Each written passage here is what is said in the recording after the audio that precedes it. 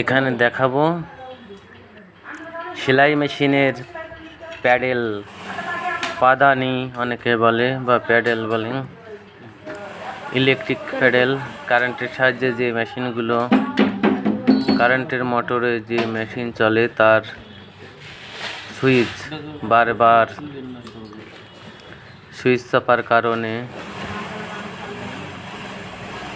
অনেক সময় দেখা যায় ডাইরেক্ট হয়ে যায়।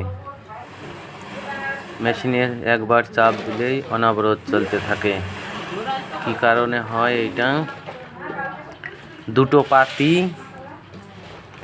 থাকে এর মধ্যে, এই যে দেখানো হচ্ছে, ইলেকট্রিকের কারণে দুটো পাতি এক হয়ে যায় আর সহজে ছুটতে চায় না। আমি এখানে দেখাচ্ছি পাতি দুটোর মাথায় নাট লাগিয়ে দিয়েছি, কারণ ওই পাতিতে থাকে সামান্য কিছু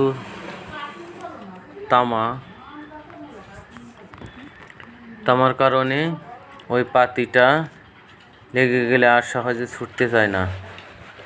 কিন্তু দুই সাইডে দুটো নাট মেরে দেওয়ার কারণে আর স্প্রিংটা বেঁকিয়ে দেওয়া হয়েছে।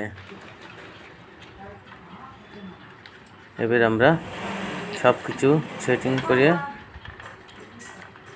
উপরে এটা লাগাই দিয়েছি। এখন এই সমস্যাটা বেশিরভাগ লোকেরই দেখা যায়।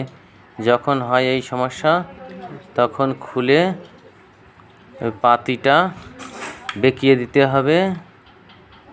অনেক সময় পাতির মাথা ক্ষয়ে নেয়, ওই মাথায় দুটো নাট লাগিয়ে দিতে হবে, ছোট ছোট নাট।